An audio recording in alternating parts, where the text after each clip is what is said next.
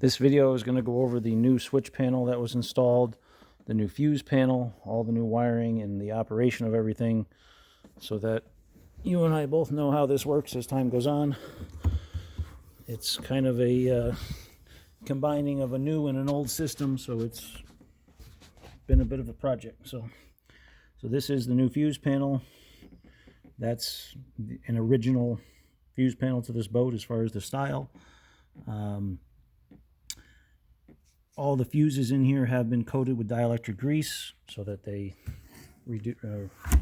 resist corrosion. The switch panel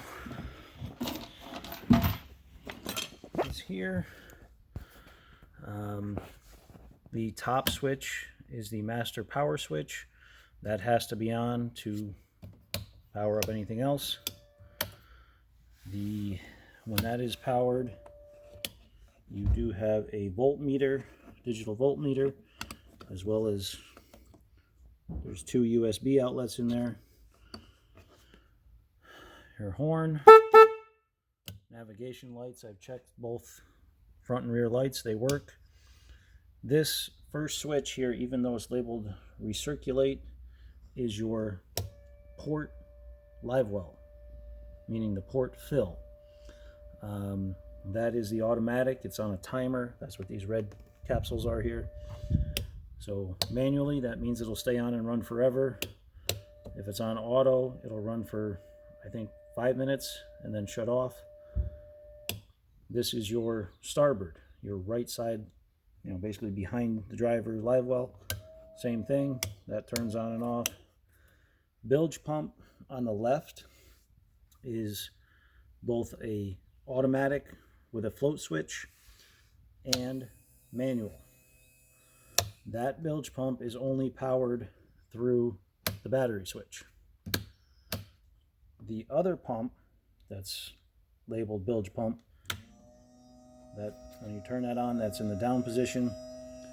That pump is wired completely independent of the battery switch, and it's wired through the battery switch in the back of the boat, but that is a backup pump, so that if the main pump fails, you still have a manual override to that.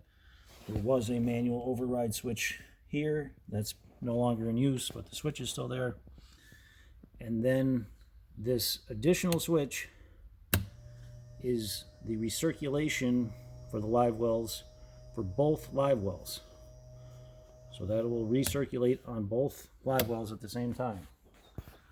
So if you want to just run these port and starboard in the auto position, when you have fish in there, that will recirculate and do the same feature basically. So it's up to you, but that was the way I had to do that because the new system doesn't allow for that as many switches as needed to be here. So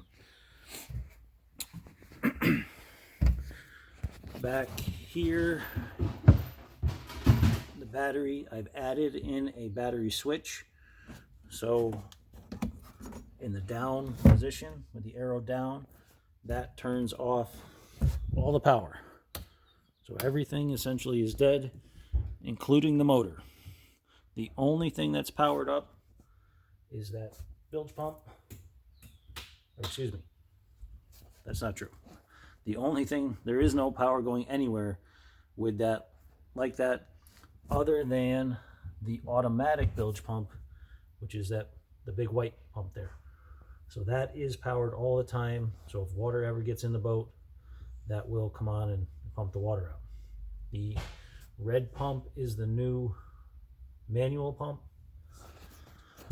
So this switch, again, in the down position is off. Facing forward, and it's labeled there with a 1. That's battery 1. That's your main engine battery. I'm going to relabel that because it does say battery 3 on it. But, well, I'll work that out when I put the other batteries in. But so that is only battery 1. But now what you also have, you have a combining feature, meaning 1 and 2. So that will be a jump start feature. So if you need to charge, need your engine battery's dead, but you still have trolling motor battery power, you can do that. And then it also has a battery 2 position, which is only going to be one of the trolling motor batteries. So this is adding 12 volts to one of the trolling motor batteries, not both. So it never touches 24 volts. It's just to a single battery to tie in the case of a jump start, or again, a dead engine battery on the main engine battery. So just get in the habit of turning that off when you're done with it. That way you won't draw any power off anything, except the auto bilge pump will run as needed. You do have main fuses here, and then this is one of the main tie-ins for the new red bilge pump there. These pumps are both new motors. The two in the back have been tested. They were both brand new last year. Took them apart, cleaned them, checked them, everything's fine. So I'm going to go to the river and test it now to make sure there's no leaks. Then I'll come back, put these batteries in, hook up the charger, finalize everything, then mount the live wells up to the back deck and all that. The only other thing on the dash here, this graph is powered up through this switch. And then, I gotta turn the batteries on.